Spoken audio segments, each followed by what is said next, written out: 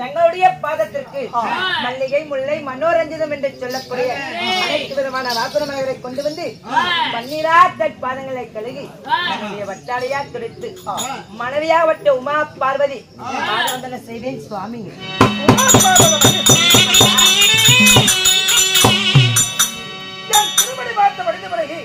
இந்த கடல் சூழ்ந்த நெடிய உலகிலே வெள்ளிங்கிரியில என்று வாழ்ந்திருப்பீர். அப்படியா? எந்த இடபாகத்தில் அமர்ந்திருக்கூடிய சக்தி வெளியில சரிபாடு ஒன்று கொடுத்திருக்கிறேன் என்று இடபாகத்தில் அமர்ந்திருப்பாய். இந்த உலகத்தில் யாரும் பெருமுடியாத பெரிய பாக்கியசாலியானு ஏனென்றா இந்த உலகத்தில் யாரும் பெருமுடியாத பெண்மகளாக வட்ட நான் தங்களுடைய இடபாகத்திலே சரிபாதியாக நின்றன் அல்லவா என்ன வாழ்ந்திருப்பேன் என்று சொன்னவா இந்த வையகத்தில் கோடான கோடி காலம் தங்களுக்கே மனைவியாக வாழ்ந்திருப்பேன்.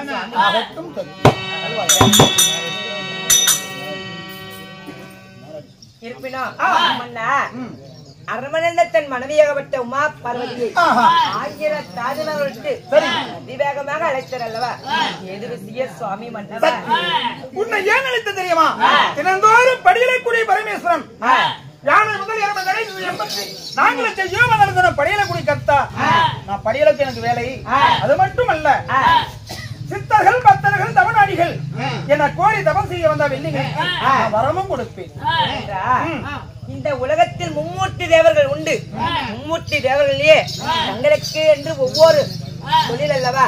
அப்படி இருக்க தருவாயில் ஒன்றல்ல ரெண்டல்ல யானை முதல் எறும்பு வரை 84 லட்சம் ஜீவாதி ஜீவராஜர்களுக்கு படியளக்கக்கூடிய அல்லவா தாங்கள்?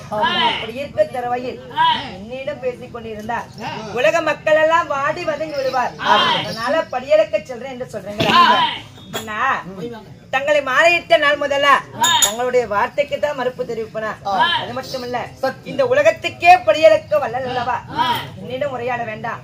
அதனமாக சென்று வெற்றியுடன் திரும்புவாங்க சுவாமி. அதாவது பேசிக் கொண்டிருக்கும் போது யாரே ஒரு தவநாடிகள் நம்மளை கோரி தவம் செய்வது போல் தெரிகிறது. பார்க்கலாம்.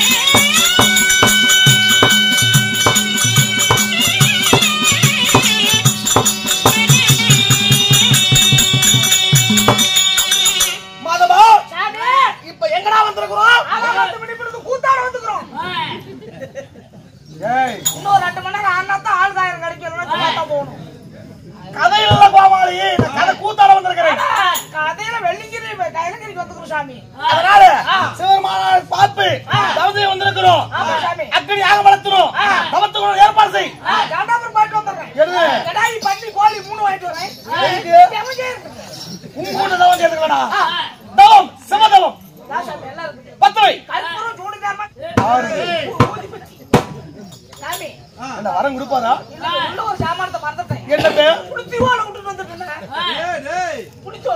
அதெல்லாம் எனக்கு வேணாம். அதை மட்டும் பத்து வை. நீ அதை எடுத்துட்டு போய் பின்னாடி பத்து வை.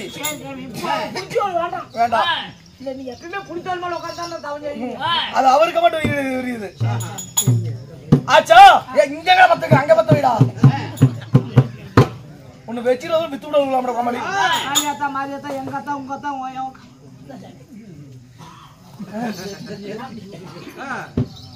ஓம் நமச்சிவாய போற்றி உமையவே இடமாக போற்றி. ஓம் நமச்சிவாய போற்றி உமையவே இடமாக போற்றி. தாமிரனாய் போற்றி சர்வராட்சகனே போற்றி. பாம்பணி மார்பா வரமணி உன்னடி வாதம் போற்றி.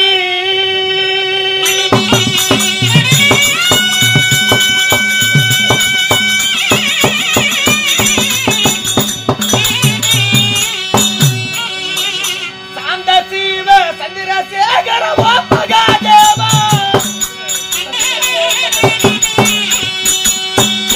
மகா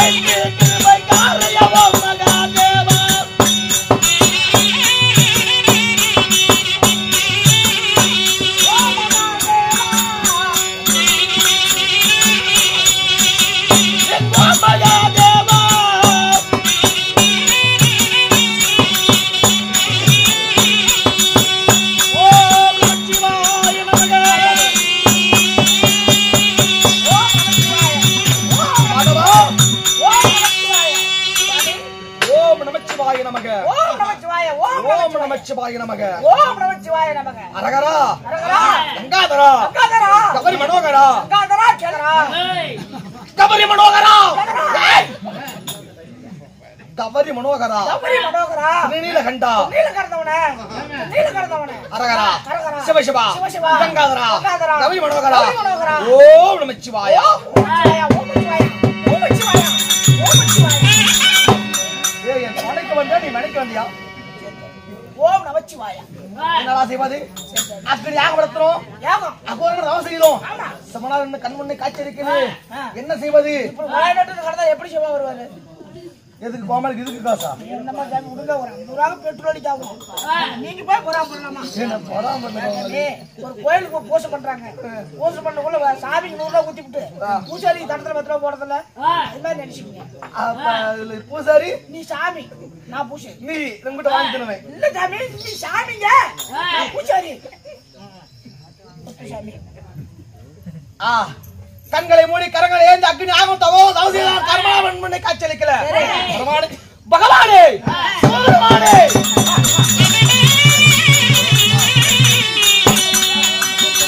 கருணாசா அருணமய்யா சிவபெருமானே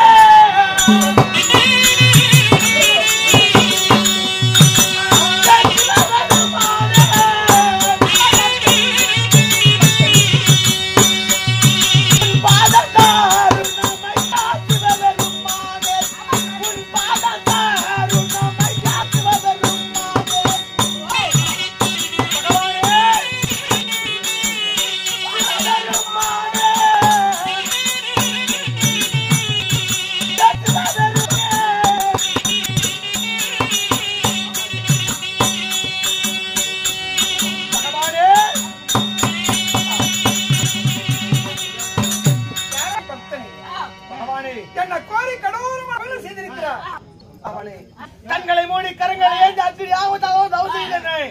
நான் யாருன்னு தெரியவில்லையா? பகவானே, நான் தான் சனிதாபுரி ஆண்டு வரக்கூடிய சனிதாபுரி சாம்ராஜ்யத்தை ஆண்டு வரக்கூடிய என் பானாசூரன். சரி, பகவானே, அந்த எல்லையே நீங்கள் நடின முடியும் பொழுது 2000 கரங்களையும் நான் நீங்கள் நடின முடிவதற்காக 2000 களை கொண்டு உங்களுக்கு மேல அன்றைக்கு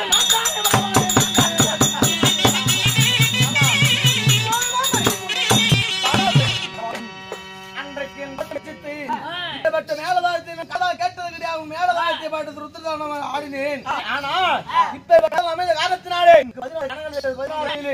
என் கணக்கால் இருக்கும் அது மட்டும் இல்லாம தங்களுக்கு நாளையும் என் சாம்ராஜ்யத்தை நான் அல்லும் பகலும் அருவன் உங்களையே அப்படி என் பகவானை செய்வது எனக்கு 2000 தோள்கள் இருக்கிறது. 2000 தோள்களுக்கும் என்னுடைய திணை தோள்களுக்கு என்னுடைய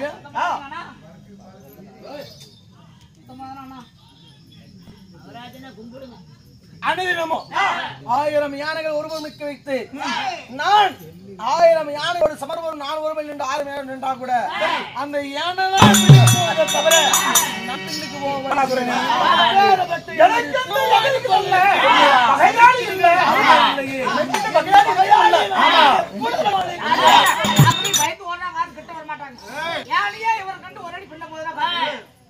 ஒரு எதிரி இருக்கணும்.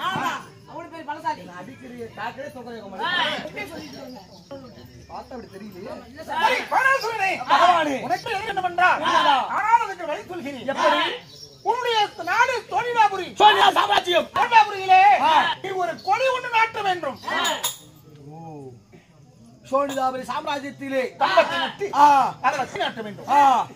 அந்த கொடி எப்போது கீழே இறங்குதோ அருந்து கீழே விழுகுதோ அன்றைக்கு நீ தெரிந்து கொள்.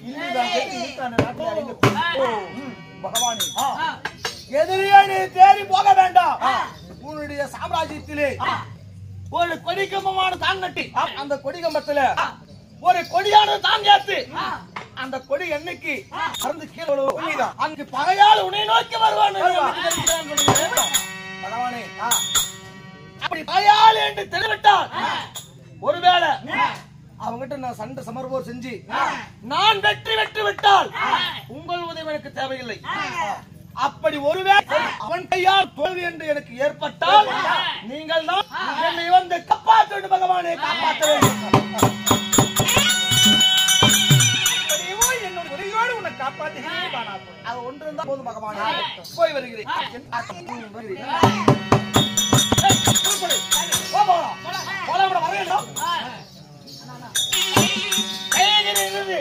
இப்ப சோனியாவை சாம்ராஜ்யம் வந்து விட்டோம். இந்த சோனியாவை சாம்ராஜ்யத்திலே இதோ கொடிக்கம்பம் அட்டு விட்டாச்சும். இந்த கொடிக்கம்பத்துல விருத கொடி ஏத்து, விருத கொடி ஏத்து கொண்டு வா கொடிய.